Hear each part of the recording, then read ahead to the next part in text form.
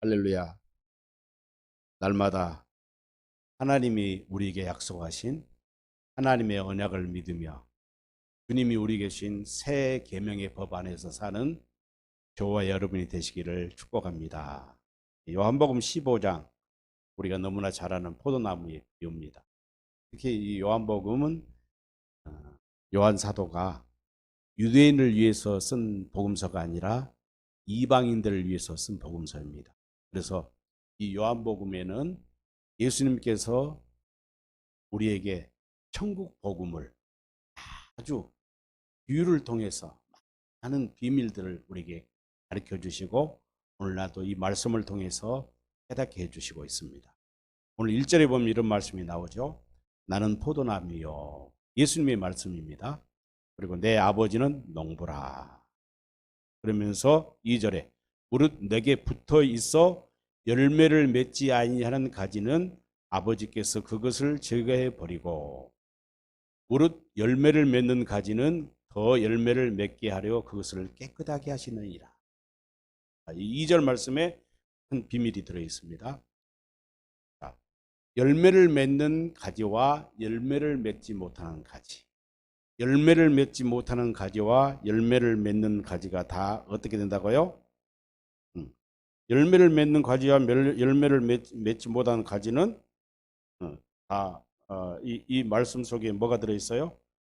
이 말씀은 다 나무에 붙어 있다는 거예요. 잘 들으세요. 예수님은 포도나무이고 주님의 제자된 우리는 그분의 가지인데 어떤 가지는 열매를 맺는 가지가 있고 열매를 맺지 못하는 가지가 있다. 그럼 열매를 맺는 가지는 뭐고 열매를 맺지 못하는 가지가? 열매라는 게 참 중요합니다. 하나님께서 우리를 하나님의 자녀로 하나님의 아들로 부르시는 것은 주님이 우리를 제자로 부르시는 목적이 뭐예요? 최종적인 열매를 얻기 위한 열매. 이 열매를 우리가 얻는 목적은 우리가 믿음 생활을 통해서 복음을 믿고 우리가 열매를 얻어서 그 열매를 우리가 누리고 그 열매를 먹고 마시려고 하는 것이 아니라 이 열매는 누구에게 드리려고요? 아버지 하나님 앞에 영광으로 돌려드리는 데 목적이 있는 것입니다. 그래서 열매를 맺는다? 열매를 맺지 못하는 가지가 어디가 있느냐? 갈라디아에서 5장에 보면은 이것을 잘 설명하고 있습니다.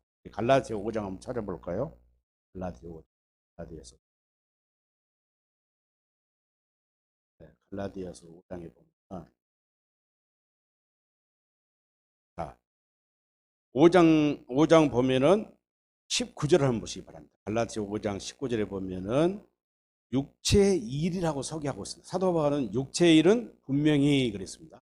그러니까 열매를 여기 그리스도 포도나무에 붙어 있는 가지 중에서도 열매를 맺지 못하는 나무는 뭐냐면 육체의 일을 생각하며 사는 사람. 다른 말로 생각하면은 육신의 생각과 마음으로 사는 사람이라면 열매 맺는 가지는 어떤 마음이에요? 그리스도가 주시는 마음과 생각으로 사는 사람.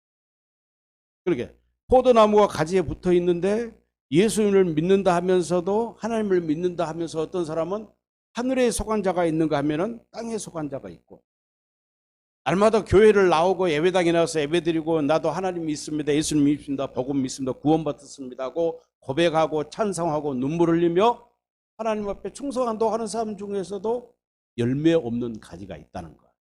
그런데 중요한 것은 뭐냐면은 농부는 열매 맺는 가지에 관심이 있지 열매를 맺지 아니한 가지는 관심이 없어요. 오늘 본문 말씀에서 열매를 맺는 가지는 어떻게 한다고요? 계속 관심을 가지고 사랑을 베푸신다. 이 가지를 관리한다고 말해요. 관리. 그래서 오늘 보세요. 19절 보면 육체의 일은 분명하니 곧 음행과 더러운 것과 호색과 우상숭배와 주술과 원수 맺는 것과 분쟁과 시기와 분냉과 당짓는 것과 분열함과 이단과 투기와 술 취함과 방탕함과 또 그와 같은 것들이라. 전에 너희에게 징계한 것 같이 징계하노니 이런 일을 하는 자들은 하나님의 나라를 유업으로 받지 못할 것이다. 할렐루야. 반면에 열매를 맺는 가지는 어떤 가지냐? 22절부터 22절 나옵니다. 오직 성령의 열매는 사랑과 희락과 화평과 오래 참음과 자비와 양성과 충성과 온유와 절제니 이 같은 것을 금지할 법이 없다. 왜? 잘 보세요. 포도나무 가지 중에서 이 두 가지 중에서 한 가지는 예수님께 온전히 하나 돼서 예수님이 포도나무 원 줄기에서 주는 생명을 공급받고 사는 가지. 그런데 육신의 생각과 마음으로 사는 사람은 예수를 믿는다 하면서 겉으로는 분명히 붙어있기는 붙어있고 잎사귀는 무성한 가지 같지만은 결국 열매를 맺지 못한다는 것은 뭐예요? 나무이신 예수님으로부터 하나님의 사랑과 그 생명을 공급받지를 못하고 있어요. 뭐 때문에? 믿지 못하기 때문에. 이것은 깨끗하다 이 말이에요. 자 보세요. 오늘 2절에 보면은 본문 2절에 보면 더 열매를 맺게 하려고 농부이신 아버지 하나님은 열매를 맺는 가지에게 열매를 맺는 것을 보고 더 많은 열매를 맺기를 원하시고 어떻게 한다고요? 깨끗하게 하신다. 그런데 희한하게 뭐냐면은 아까 갈라디아서 5장에서 우리가 본 것처럼 갈라디아 5장 22절 24절 보면은 성령의 열매를 맺는데 주님 앞에 주님의 생명과 하나 되고 주님을 머리로 하고 주님의 몸이 되어서 사는 사람들에게는 그 열매가 포도 열매가 맺기는 맺는데 어떻게 맺는다고요? 자기의 노력으로 맺어진 것이 아니라 저절로 맺게 되는 거예요. 이 저절로 맺게 되는 천국의 법칙을 금지할 법이 있어요, 없어요? 없다는 거예요. 어떤 율법이라도 율법이 됐든 세상의 법이 됐든 어떤 법이라도 주님과 하나 되어서 주님의 생명을 공급받고 주님의 사랑을 공급받고 예수의 이름과 마음으로 사는 사람들이 성령의 열매를 믿음의 열매를 맺는데 금지할 법이 아무것도. 이것은 뭐냐? 하나님의 지혜와 능력과 권능과 사랑이 그 속에 스며 있기 때문에 그래요. 자, 그러면 오늘 15장 요한복음 15장 3절을 보시면 또 이런 말이 나와요. 너희는 내가 알려준 말로 이미 깨끗해졌다. 이 말씀이 어디가 나옵니까? 13장에 나옵니다. 13장에 예수님께서 세족식을 해주잖아요. 13장 10절에 보면은 자 예수님께서 13장에 보면은 제자들의 발을 씻기 위해서 세숫대를 물을 떠놓고 겉옷을 딱 벗고 나서 수호를 딱 허리에 동이십니다.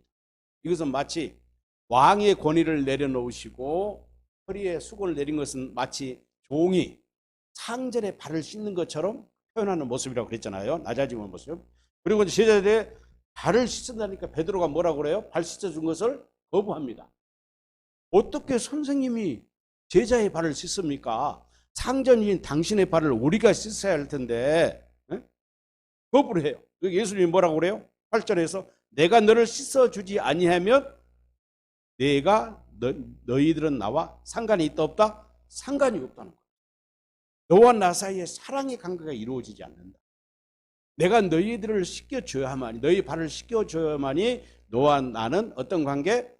하나님의 사랑, 하나님의 사랑의 끈이 너와 나가 연결되고 있다는 것을 증거하는 것이다. 그러니까 시몬 베드로가 이르되 주여 내 발뿐만 아니라 손과 머리도 씻어주세요. 이 내 몸을 다시 씻겨달라는 거예요. 그 말을 듣고는 깜짝 놀래가지고 어째 발만 씻습니까? 그렇다면 기왕이면 머리에서 발까지 온몸을 전신을 목욕을 시켜주세요. 예수님이 뭐라고 그래요? 11절에서 이미 목욕한 자는 발밖에 씻을 필요가 없느니라. 온몸이 깨끗하였느니라. 너희가 깨끗하나 다는 아니다. 다는 아니다는 무슨 말이에요? 지금 예수님과 제자 몇 명이 지금 앉아 있습니까? 여기에 12제자가 있는데 다는 아니란 말은 누구를 말하는 거예요? 한 사람을, 가룟 유다를 말하는 거예요. 다는. 예, 그래서 깨끗하다는 말을, 이 깨끗하다는 말이 뭘까? 깨끗하다는 말. 이미 말로 깨끗해졌다는 거예요. 깔로. 그런데 요한복음 17장 17절에 보면은 이 깨끗하다는 말을 뭐라냐면 진리의 말씀으로 너희들은 깨끗해졌다고 그러는 거예요. 그럼 오늘 또 요한복음 13장 10절에서도 이미 깨끗해졌다. 이것이 무슨 말일까? 이미. 그런데 오늘 보세요. 그런데 우리 이제 결론적으로 말하면은 예수님이 발을 씻기신 다음에 내가 주와 선생이 되어 너희의 발을 씻겼으니 너희도 어떻게 하라고요? 서로 발을 씻겨주라는 거예요. 할렐루야. 이게 참 중요한 말이죠. 발을 씻겨주라는 거예요. 그럼 발 씻긴 것은 뭐고 몸을 씻긴 것은 뭐냐? 그럼 몸을 씻긴 건 진리의 말이라고 그랬고 오늘 15장에서는 예수님은 포도나무의 비유를 통해서는 깨끗게 한다는 거예요. 열매 맺는 가지를 깨끗하게 하신다. 그런데 너희는 내가 일러준 말로 이미 깨끗해졌다. 이 일러준 말이 뭘까요? 할렐루야. 이게 이제 비밀이에요. 그래서 내가 오늘 새벽에 일찍 일어나 잠을 깨가지고 일어나가지고는 한번 찾아봤어요. 이것도 찾아보고 책도 한번 찾아보고 인터넷도 찍어봤더니 이것을 명쾌하게 해석하는 책이 없어요. 어떤 사람은 물세례를 받은 것이기 때문에 이미 세례를 받은 자는 발 씻는 것은 인간이 그 후로 세례받은 이후에 인간의 죄를 잔잔한 죄를 자범죄를 원죄가 아니라 자범죄를 씻은 것이다. 원죄를 씻음 받은 것이 뭐 몸을 목욕한 것이다. 또는 예수님이 십자가에 죽으심으로 말마다 하나님의 사랑이 우리에게 확정되는 순간 우리 죄가 사하졌기 때문에 이것을 미리 내다보고 하신 말씀이다 라고 이야기해요. 어떤 면은 틀린 말은 아니에요. 그런데 그것은 내가 아무리 봐도 요한복음 13장과 15장에서 말씀하시는 깨끗게 하신다는 말씀과의 친하게 돼요. 여러분은 어떻게 생각하실 거예요? 복음을 아는 사람은 이해가 될 거예요. 여기서 중요한 것은 왜냐하면 요한복음 17장 17절에서 분명히 그랬거든요. 요한복음 17장 17절에 보면은 17장 17절에 보면은 뒤에 어디가 한번 보겠습니다. 그들은 진리로 거룩하게 하옵소서. 아버지의 말씀 진리로 거룩하게 했다. 진리로 거룩해 주는 거예요. 이게 깨끗하다는 말은 거룩한 말 같은 말이에요. 그럼 거룩하는 말은 어원적인 의미는 뭐예요? 구별되다. 세상과 구별된 자이다. 구별된 자는 뭐예요? 예수님의 제자로 부르심을 받고 이들은 뭐예요? 천국 복음을 하나님이 우리에게 아브라함에게 주셨던 두 번째 언약과 원시 복음을 믿는 자들을 말해요. 할렐루야. 새 언약을 믿고 있는 사람들이 이걸 말하는 거예요.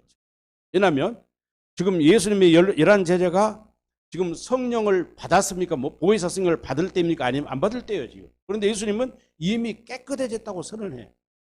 그런데 대부분 성경의 주석가들은 이걸 뭐라고 보냐면은 예수님이 십자가의 고난과 죽으심을 통해서 우리의 죄심, 다시 말해서 성령 세례, 마음의 할례, 그리스도의 할례를 받은 것을 깨끗하게 씻음이라고 대부분 그렇게 주장하고 있더라고요. 목사님도 설교하는 거 내가 이렇게 검색을 하고 다 보니까.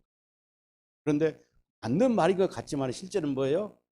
여기서 깨끗해졌다는 것은 예수님의 제자로 확증된 자들. 할렐루야. 아직 지금 예수님의 11제자들은 오순절이 예수님이 십자가에 죽으시고 부활하시고 승천하신 다음에 내가 너희에게 다른 보혜사를 보내줄 것이다. 이 다른 보혜사가 임하지 않았기 때문에 아직 할례, 그리스도의 할례하고는 상관이 없는 구약에서 약속했던 마음의 할례를 말하는 거예요. 마음의 할례. 그 할례의 언약을 믿고 있는 자들이에요. 다시 말해서 두 번째 언약을 확실히 믿고 있는 사람들이란 거예요. 그러니까 포도나무에 가지가 있기는 있는데 열매 맺지 않는 가지는 결국은 농부는 아버지 하나님은 어떻게 한다고요? 잘라버린다는 거예요. 잘라버린다. 잘라버려요. 인정. 하나님은 가지를 잘라버려요. 저는 항상 이런 말을 합니다. 농부가 호박씨를 봄 되면 딱 심어요. 그죠? 호박씨를 심는 목적이 뭘까요? 그렇죠. 호박 가을에 둥그런 탐스러운 호박을 넣기 위해서. 그래서 농부는 호박씨를 심기 위해서 어떤 노력을 해요? 구덩이를 깊이 삽으로 팝니다. 그 다음에 원래 테이프도 집어넣고요. 그 다음에 씨앗을 심고 나서 어떻게 해요? 그대로 방치합니까? 날마다 물을 줘. 뭐를 기대하면서? 싹이 나오는 것을 보는 거예요. 싹이 나오니까 점점 자라는 걸 보고 또 물을 주고 거름도 주고 갈래주고 또 혹시 병충 게 있을 것 같으면 농약도 쳐주고 그렇잖아요. 그래서 순이 나오기 시작해요. 순이 나고 순이 뻗어나온 것을 다 이리저리 또 인도를 해줘. 잘 뻗게. 근데 호박꽃이 노랗게 피었어요. 어느 날 보니까 호박꽃이 딱 피더니 끝에서 조그만 호박 새끼가 동그랗게 맺기 시작하더니 호박꽃은 사라지고 열매가 맺었어요. 농부는 그때도 무엇을 아끼고 있어요? 그때는 그 열매를 보고 소망은 갖지만은 열매에 더 사랑을 줘요? 호박나무 자체의 사랑을 계속 베풉니까? 호박나무의 사랑을 계속. 왜? 열매가 탐스럽게 자라나고 열매를 맺기 위해서는 호박나무 줄기가 튼튼하고 건강하게 자라나야 되잖아요. 할렐루야. 사람이어서 호박이 있어도 따가버릴 수 있고 짐승이 와서 밟아버릴 수 있고 병충해가 와서 진드물이 먹어버릴 수 있어요. 그렇게 사랑하고 애주는 게 하더만 결국은 가을이 되니까 포도나무 아니 호박이 누런 포도 열매를 호박을 보고는 탁 따면서 호박을 탁 씻어서 자기 방 안으로 갖고 들어가지만은 그동안 이 호박을 맺게 했던 줄기와 잎사귀는 관심이 있어 없어요? 야, 불에 타고 말든 속아 먹든 말든 아무래도 관심이 없어. 이 말씀. 자, 그렇다면은 왜 예수님은 나는 포도나무라는 이 비유로 제자들에게 우리에게 하나님의 진리의 복음을 선포했다는 것은 어디로 이 이유를 어디서 찾아봐야 되겠어요? 그 원인을 성경에서 우리는 찾아봐야 돼요. 성경에서. 자, 성경에서 찾아보면은 이사야서 5장에 보면은 포도원의 노래가 있습니다. 이사야서 5장에 뭐 성경은 찾지 않겠습니다. 포도원의 노래는 뭐예요? 하나님이 극상품 포도나무를 갖다가 돌을 제거하고 땅을 파서 땅을 쭉 고른 다음에 극상품 포도나무를 갖다 심어놨어요. 극상품 포도나무를 심었어요. 이 포도나무는 누굽니까? 이스라엘이 있어요. 수많은 열방 가운데, 수많은 민족 가운데 이스라엘의 야곱의 족속을 하나님이 선택하신 거예요. 아브라함을 선택하시고 그 후손들을 선택해서 이제 시편 80편에 보면은 어떤 표현을 써요. 이렇게 이제 다른 말로 한다면은 애굽에서 이제 하나님께서 요셉을 통해서 애굽으로 이스라엘 야곱의 후손을 보내가지고 거기서 큰 민족을 이루고 이제 출애굽을 하잖아요. 그래서 출애굽할 때 포도나무를 거기서 뽑아다가 어디다 심어요? 가나안 땅에다가 돌을 제거하고 땅을 제거해서 다 좋은 상품, 최고의 극상품을 심어서 태감 받았다 이 말이에요. 하나님의 태감 받은 민족이 히브리 민족인데, 그래서 하나님은 그들에게 무슨 열매를 당연히 맺기를 원하겠어요? 그렇죠. 극상품의 나무에서 극상품의 열매를 맺어야 되는데 결국은 무슨 열매를 맺어버렸어요? 불포도 열매를 맺어버려요. 그러니까 하나님이 울타리를 제거해버려요. 짐승들이 와서 짓밟아버려요. 한제 폐허가 되게 만들어요. 또 에스겔서 15장에 보면은 에스겔서 15장, 요한복음 15장 다 짝이 맞잖아요. 에스겔서 15장에 보면은 포도나무야. 하나님은 이제 이스라엘 백성을 가리켜서 은유지요. 비유, 은유가 많잖아요. 하나님은 성경에 보면은 하나님은 이스라엘의 아버지고 그들은 아들이라고 양자의 이방 관계로 하기도 하고, 여호와 하나님은 그들의 남편이 되고 이스라엘은 신부가 되기도 하고, 또 하나님은 나무를 비유를 말했을 때는 특히 포도나무와 감람나무는 이스라엘을 상징하는 거예요. 그러니까 이스라엘을 상징하는 장차 영적으로는 뭘 상징하는 거예요? 교회를 상징하고 하나님의 나라를 이야기해요. 영적 이스라엘을 말하는 거예요. 네. 그래서 에스겔서 15장이면 쓸모없는 포도나무 이야기를 선지자가 이야기해요. 산에 산림에 있는 나무 중에서 포도나무가 쓸모있는 나무냐? 쓸모있는 나무니까 아닙니까? 진짜 나무지가 하면 그 뗄감으로도 쓸 수, 뗄감밖에 못 써. 포도나무를 가지고 가구를 만들 수 있습니까? 하다못해 뭐 물건을 걸어놓으면 못을 만들 수가 있습니까? 아무것도 만들 수가 없어. 단지 포도나무에서 기대하는 그 나무는, 이 나무 중에 하나가 뭐예요? 오직 열매뿐이야. 좋은 열매. 그런데 에스겔서 15장에 보면은 이 이스라엘은 포도나무인데 이 포도나무 자체가 그렇지 않아도 쓸모없는 나무인데 이미 끝이 불에 타버렸어. 끝이 불에 타버린 포도나무는 소망이 있어요, 없어요? 싹이 나올 수 있어, 없어요? 그렇지 않아도 나무 중에 살림의 나무 중에 쓸모없는 나무인데 불에 타본 포도나무가 어디다 가요? 쓸모. 하나님이 이들에게 심판을 말하는 거예요. 시편 80편에서 똑같은 이야기를 말. 그래서 시편에서도 포도나무에 간청을 해. 우리를 돌봐달라. 그러나 하나님은 시편 80편이나 이사야 5장이나 에스겔서 15장에서 분명히 뭘 하겠느냐? 이들에게 징벌을 말해. 짓밟아 버리고 이 포도나무를 뽑아 버리고 없는 포도나무를 없애버리겠다 그 말이에요. 그래서 호세아 10장 1절에서 그런 말을 하잖아요. 이스라엘은 열매 없는 무성한 포도나무. 열매가 없는 무성한 포도나무 어떻게 쓰냐고. 목재로 쓸 수 있어요. 모실을 만들어 물건을 걸 수가 있어요. 쓸모도 남다른 거예요. 이거는 뭘 말하는 거예요? 그래서 예수님은 내가 이제 이스라엘은 이미 황폐해버린 폐가 된 포도원에 심어진 나무들이다. 하나님이 다 원수들로 짓밟게 만들어버리고 이 쓸모없는 포도나무를 이미 사라지게 만들어.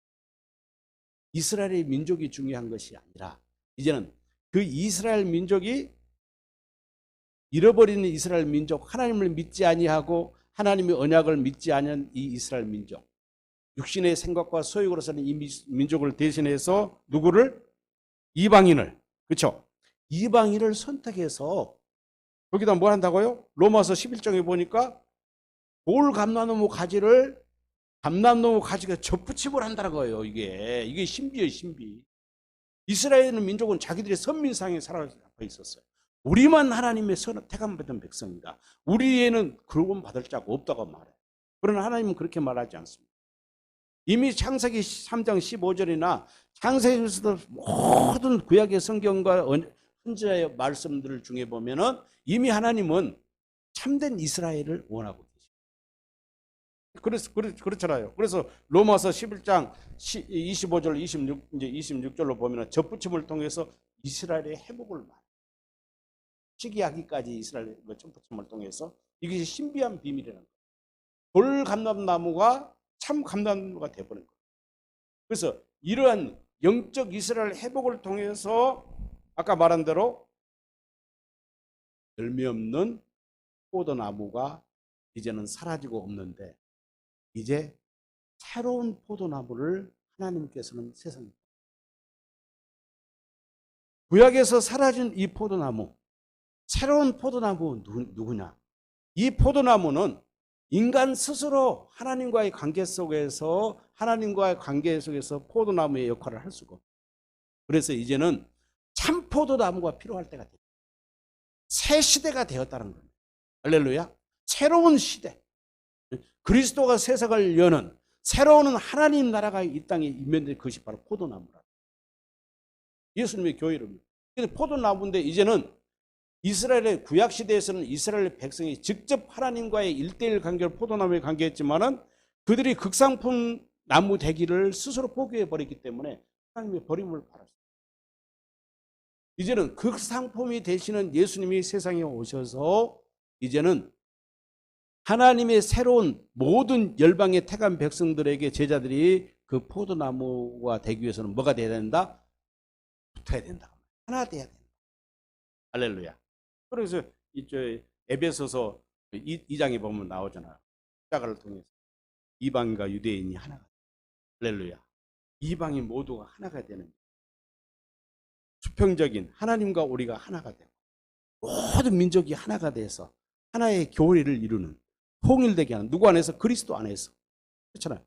이게 지금 이 포도나무의 비유는 뭐냐면 철저한 성전이 무엇인가, 하나님의 교회가 무엇인가를 지금 이 포도나무 비유를 우리에게. 그러니까 오늘 또 교회 안에는요 분명히 교인은 교인인데 입사하기만 무성해. 이건 어떤 사람이에요? 예수님 당시에 서기관 바리새인들이죠. 율법에 사로잡혀서 뭔가 실적주의, 세상에 자기를 드러내고 자기 의를 드러내는 사람, 나는 믿음이 좋은 사람이야. 나는 성경을 많이 읽었어. 나는 신학 공부를 많이 했어. 나는 전도를 많이 했어. 나는 누구보다 헌금을 많이 했어. 나는 누구보다도 기도도 많이 하고 누구보다 봉사를 많이 했어. 그런데 그게 뭐예요? 육신의 소욕으로 살. 이게 그 율법이잖아요, 율법. 여러분, 갈라디아서 3장 10절에 보면은 율법을 지켜서 구원받으려는 사람은 모두 어디 아래 있다고요? 저주 아래 있다고 그랬어요. 잘 보세요. 내가 육신의 생각과 육신의 소욕으로, 육신의 방법으로 믿음 생활을 하고 하나님 앞에 충성된 자처럼 보이는 사람은 잎사귀면 무성한 가지요, 가지. 예수님이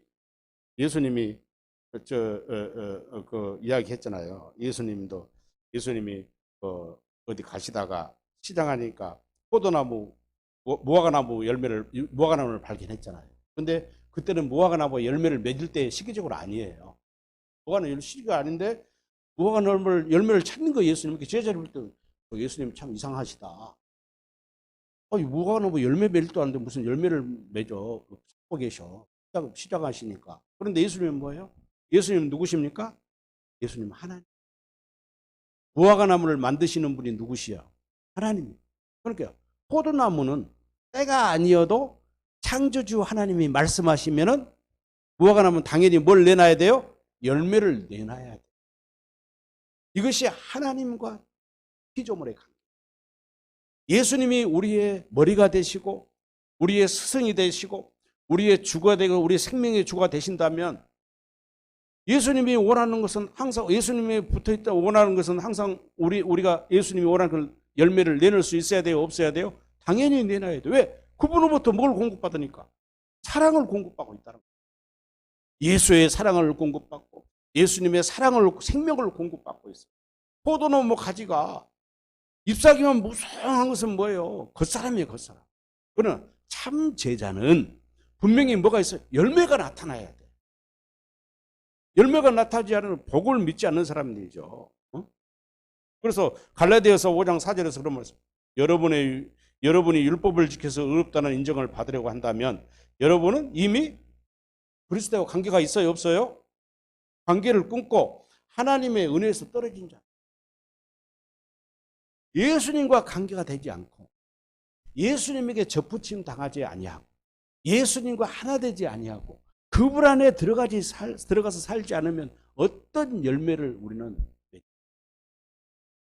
그런데 농부이신 아버지는 우리로 하여금 반드시 열매를 원하셔요. 열매. 그렇잖아요. 자, 그래서 오늘 15장 4절에 보면 이런 말씀 하시죠. 예수님. 내 안에 거하라. 자, 가지가 깨끗한 너희들은 당연히 그렇죠. 깨끗한 너희는 내 안에 거하라. 나도 너희 안에 거하다. 이게 참 비밀이잖아요. 함께하는 임마누엘 축복. 거하라. 가지가 포도나무에 붙어있지 아니하면 스스로 열매를 맺을 수 없음 같이 너희도 내 안에 있지 아니하면 그러하리라. 나는 포도나무요 너희는 가지라. 그가 내 안에 내가 그 안에 그하면 사람이 열매를 많이 맺나니 나를 떠나서는 너희가 아무 것도 할 수 없다. 예수님을 떠난 그리스도인, 예수님 안에 거하지 아니하는, 예수님에게 접붙임 당하지 않은 자, 예수의 안에 거하지 않은 자, 하나님의 생명이 되지 아니한 자는 아무것도 할 수 없다는 거예요.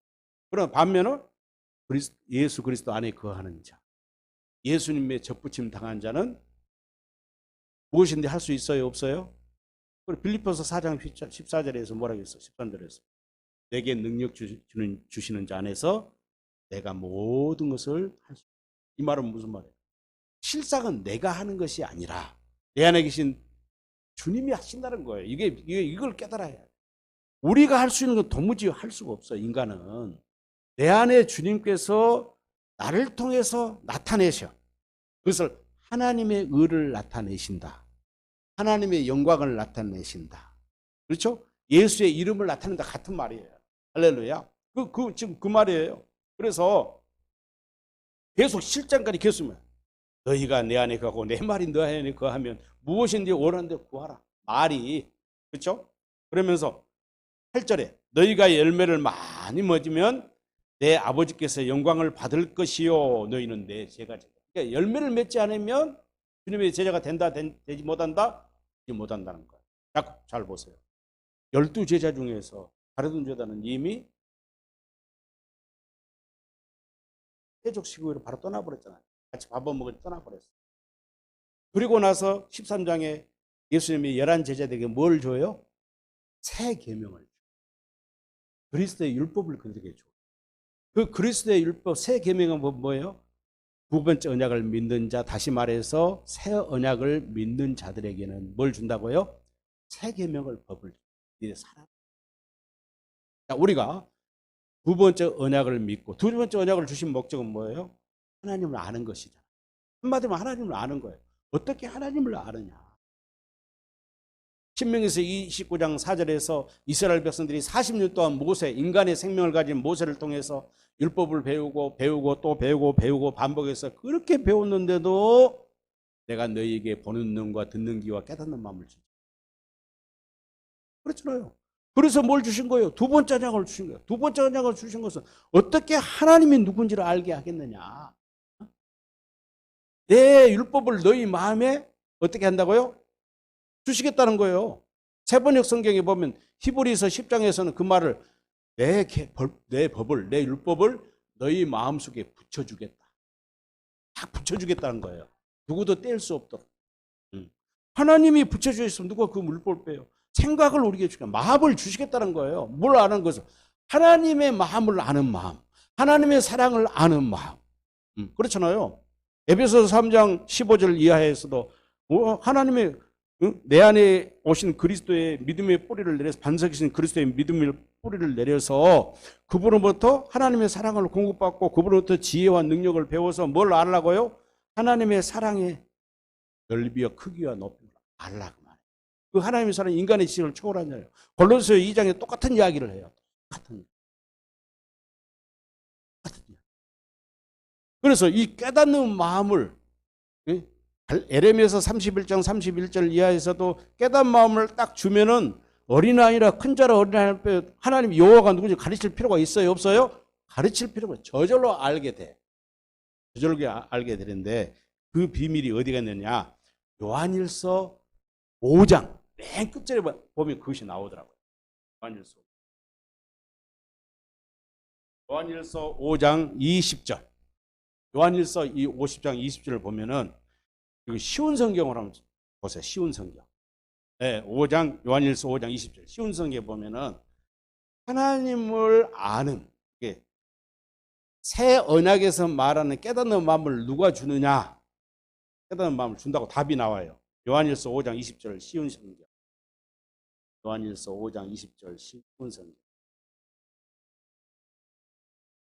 우리 개역 성경에는 그 말이 있긴 한데 이 말이 이게 이해하기 힘들어. 말이 어렵게 써져가지고 번역이 5장 20절 요한일서 5장 20절.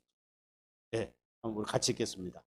하나님의 아들이 오셔서 우리에게 깨달을 수 있는 능력을 주셨기에. 할렐루야. 보죠. 하나님의 아들이 누구예요? 예수님이. 그게 하나님의 마음을 알 수 있는 방법. 에레미야서 31장 31절 이하에서는 우리에게 깨닫음을 주시기는 주신다고 했는데 결국은 새 언약의 중보자이신 예수님이 우리 안에 오셔서 깨닫게 해주세요. 그렇잖아요. 요한일서 4장 1절 이하에 보면은 너희가 진리의 영에 속였는데 거짓의 영에 속였는데 시험해 보라고 그랬잖아요. 그래 그는 너희 안에 그리스도가 계시지 아니니 너희는 진리의 영에 속한. 그러니까 하나님의 아들이 우리 안에 오셔서 우리에게 깨달을 수 있는 능력을 주셨어요. 그러니까 빌립보서 4장 10장도 같은 말이야. 사도 바울이 우리가 그리스도 안에서 내가 모든 것을 할 수 있다 하면 그 주체가 뭐예요? 그렇잖아요. 믿는 자에게 능치보담이 없다는 말은 무슨 말이에요? 우리를 말하는 것이 그 믿는 대상이 예수님이에요. 예수님. 예수님이 능치보담이 없는 것이지 예수님 믿는 우리가 능치보담이 없다는 말이 아니에요. 그 말씀은 원래 히브리 원문에서도 똑같은 이야기예요. 우리에게 깨달을 수 있는 능력을 주셨기에 이제 우리는 진리신 하나님을 알 수 있게 되었습니다. 아멘. 우리의 생명은 참되신 하나님, 곧 그분의 아들 예수 그리스도 안에 있습니다. 예수 그리스도 참되신 하나님, 그렇잖아요. 곧 그분의 아들 예수 안에 있습니다. 우리의 생명이 그분 안에 있어. 그분의 생명이 내 안에 있고 우리의 생명이 그분 안에 있어. 너희는 내 안에 거하라. 나도 너 안에 거하라. 그리하면 너희는 내 제자가 돼 열매를 맺게 되고, 똑같은 이야기죠. 그는 참 하나님이시며 영원한 생명이십니다. 누가? 여러분, 저와 여러분 안에 계신 그리스도가 참된 하나님이시고 영원한 생명. 그러니까 주님만이 우리에게 참된 제자가 되신다고 말이에요. 그래서 13장에서 세족식을 한 다음에 14장에서 무슨 이야기를 하고 있어요? 14장 한마디로 요약하면은 다른 보혜사를 보내준다는 거예요. 아주 중요한 이야기잖아요. 다른 보혜사를 보내주는 목적은 뭐예요? 고린도서 3장 16절, 6장 19절에 우리 안에 누가 계신다고요? 성령이 계시니까 우리는 뭐예요? 하나님이 성전이 되는 거예요. 바로 그 이야기예요, 지금. 자, 요한복음 14장에서 다른 보혜사의 성령에 대해서 쫙 설명을 했습니다. 얼마나 은혜가 되는 말씀입니까? 다른 보혜사 주시면 그분이 우리가 영원토록 함께 하시고 내가 한 말을 생각나게 할 것이며, 그래서 내가 너에게 가야 유익하다는 거예요. 자, 보세요. 그리고 나서는 15절에 나는 포도나무다. 나는 참된 성전이다. 에스겔 47장에서 보여주었던 그 성전, 그 환상의 성전, 새로운 성전은 여호와의 언약궤가 없잖아요. 그래서 예수님은 여호와의 성전과 언약궤를 성취하셔, 당신의 몸으로. 그래서 이 포도나무 비유를 통해서 참된 하나님의 살아있는 성전. 그러니까 아까 열매 없는 무화과나무를 저주할 때, 저주하시고 나서 성전을 청결한 사건이 일어나잖아요. 마가복음 보면 11장에 보면은. 그리고 나서 다음날 보니까 제자들이 보니까 어떤 일이 무화과나무가 다 말라 있는 것을 본 거예요. 똑같은 이야기입니다. 그래서 이 포도나무 15장의 비유가 엄청난 역사가 하는데, 이제 보세요. 이제 자, 10절 한번, 요한복음 15장 10절 한번 보세요. 내 아버지의 계명을 지켜 그의 사랑 안에 거하는 것 같이 너희도 내 계명을 내 사랑에 거하라. 내가 아버지의 계명, 예수님이 누구 계명을 지켰다고요? 아버지의 계명. 예수님도 철저히 계명을 지켰어요. 다른 말로 말하면 예수님도 복음을 믿었다는 거예요. 그리고 철저히 아버지, 당신의 이름으로 그가 와서 아버지 안에 거하며 살았다는 거예요. 또 아버지가 예수님 안에 거하시고, 내가 아버지와 하나 된 것처럼 너희도, 제자된 너희도 나와 하나 되어라. 이것이 열매 맺는 가지다는 거예요. 그러니까 너희도 내 계명을 지키면 내 사랑에 거하고, 내가 이것을 내게 이름은 내 기쁨이 너 안에 있어 내 기쁨이 충만하리라. 이것이 이 기쁨이라는 뭐예요? 무엇 때문에? 그러니까 예수님도 아버지의 사랑으로 살았어요. 비록 사람들이 자기를 부인하고 핍박하고 살았어도 예수님에게는 항상 뭐가 있어요? 기쁨이 있는 거예요. 기쁨, 행복이 있는 거예요. 핍박을 당하고 살았어도. 너희도 마찬가지다. 너희가 내 사랑 안에 거하면 뭐가 있다? 기쁨. 주님의 기쁨이 내 안에 있어. 그래서 12장에 내 계명은 곧 내가 너희를 사랑한 것 같이 너희도 사랑하라. 할렐루야. 내 계명은 이제 예수님의 새 계명이죠. 새 계명은 내가 너희를 사랑한 것 같이 너희도 서로 사랑하라. 13절. 사람이 친구를 자기 목숨을 버리면 이보다 큰 사랑이 없다. 목숨을 버리라고 했잖아요. 목숨을 버리라. 요한일서 3장 16절에 똑같은 말이에요.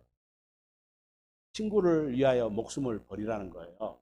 여기 목숨을 버리라는 것은 죽을 자를 대신 내가 죽고 살려주라 그 말이 아니야. 여러분, 우리가 복음을 알잖아요.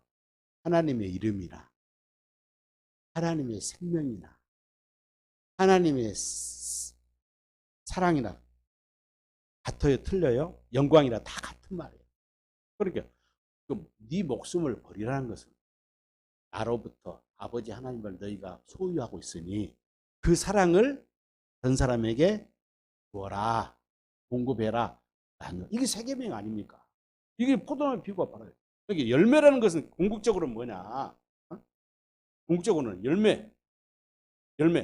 자, 15절. 이제부터는 이제 종일하지 않겠다고 그랬잖아요. 친구라고, 친구. 예수님은 하나님이신데 그분이 예수는 우리의 친구가 되시겠다. 포도나무로서 우리는 나는 포도 너희는 가지라고 했지만 결국은 우리가 예수님이 인하여 뭐가 됐다고요? 극상품의 포도나무가 되었다. 참 포도나무, 우리 자신도 포도나무 되는 거예요. 그렇잖아요.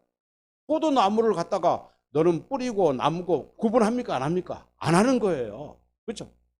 예수님은 처음에 비유에서는 분명히 그러니까 여기서 포도나무가 된 가지는 열매 있는 가지만 포도나무이지 열매를 맺지 아니고 무성한 가지, 율법으로 사는 자, 자기 의를 드러내고 육신의 소욕으로 사는 자, 인간의 마귀의 종이 되어서 마귀에 심어진 탐심을 가지고 살아가는 자, 자기를 나타내 바리새인 서기같이 종교적인 열심을 내고 내가 뭐 11절을 잘하고 기도하고 뭐 길거리에 서서 손을 들고 기도하는 그런 율법에 빠져 있는 자가.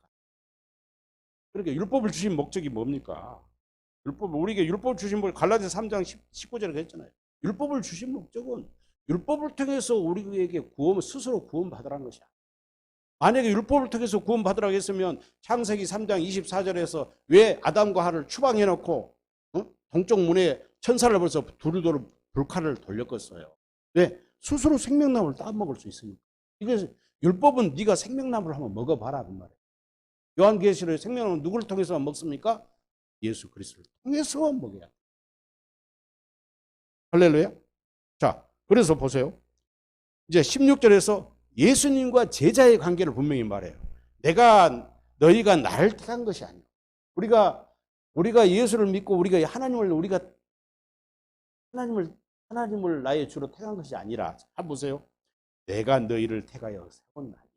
우리는 그래서 만세 전에 에베소 1장에 천지를 창조하기 이전에 우리를 애정하사 우리를 택하시고 때를 따라 부르신 거예요. 할렐루야. 할렐루야. 자, 맺게 하시고 태어나니 이는 너희로 열매를 맺게. 여기서 열매가 뭡니까? 열매가 그 답이 17절에 나옵니다. 내가 이것을 너희에게 명하면 너희도 서로 사랑하게 하라. 그러니까 우리가 보혜사 성령으로 오신 성령을 주신 목적이 뭐예요? 서로 사랑해서 열매를 사랑의 열매. 자, 그래서 26절 한번 보세요. 내가 아버지께로부터 너희에게 보낼 보혜사 곧 아버지께로부터 나오시는 진리의 성령이 오실 때, 이건 14장에서 약속했던 이야기잖아요. 오실 때 그가 나를 증언할 것이요 그가 나를 생각나게 깨닫게 가르쳐 주실 것이다 하고 너희도 처음부터 나와 함께 있었으면 증언하리라. 그래서 뭐라고 했어요? 7절에 16장 7절 보세요. 그러나 내가 너희에게 실상을 말하노니 내가 떠나는 것이 너희에게 유익하다. 떠나가야 뭘 보낼 수 있으니까 보혜사 성령으로 그리스도께서 영으로 우리에게 오실 수 있기 때문에 자 유익이라. 내가 떠나가지 아니하면 보혜사가 너희에게 오시지 않을 것이요 가면 내가 그를 너희에게 보내리니. 할렐루야. 자 이제 그리고 이제 쭉 보세요. 13절 말씀. 보혜사가 오면 진리의 성령이 오시면 그가 너희를 모든 진리 가운데 예수님이 우리에게 전하신 천국 복음 안으로 하나님의 말씀 안으로 인도하시리니 그가 스스로 말하지 않고 오직 들은 것을 너희에게 말합니다. 성령이 스스로 말하지 않고 성령 안에서 예수님이 말씀하시는 음성을 통해서 알게 하실 것이다. 그래서 23절에 그날에는 너희가 아무것도 내게 묻지 아니하리라. 왜냐하면 예수님께서 이미 우리가 깨닫는 마음을 줘버리니까 아까 요한일서 5장 27절 말씀처럼 내가 진실로 너희에게 이르노니 너희가 무엇을 하든지 아버지께 구하는 것은 무엇으로 주리라? 내 이름으로, 예수의 이름으로 주리라. 지금까지는 너희가 내 이름으로 아무것도 구하지 아니하였으나 구하라. 그리하면 받으리니 너희 기쁨이 기쁨을 주시는 것입니다. 그래서 마지막 절 33절 이것을 너희에게 이르는 것은 너희로 내 안에서 평안을 누리게 하려 함이라. 이게 평안은 안식입니다. 안식. 히브리서 4장 10절에 하나님이 자기 일을 시신 것 같이 자기 일이 없는 자라야 안식에 들어간 자니라. 똑같은 말이요. 세상에서는 너희가 환난을 당하나 담대하라. 담대하라. 내가 세상을 이기었노라. 할렐루야. 할렐루야. 그래서 데살로니가 4장 9절에서 형제 사랑은 뭐라 했어요? 너희 자신이 하나님의 가르침을 받아 서로 사랑하라고 그랬어요. 베드로전서 4장 8절에 무엇보다 더 뜨겁게 서로 사랑하라. 그러니까 열매 맺는 것은 뭐예요? 포도나무가 열매 맺는 것은 뭐예요?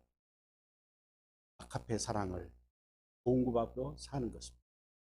오늘 이 비유를 통해서 여러분들이 한 포도나무 가지는 열매를 맺는데 그 열매는 하나님이 원하시는 것이고 아카페 사랑을 이웃에게 공급하는 세계명의 법으로 사는 그리스도인이라는 사실을 믿으시기를 바랍니다. 기도하겠습니다.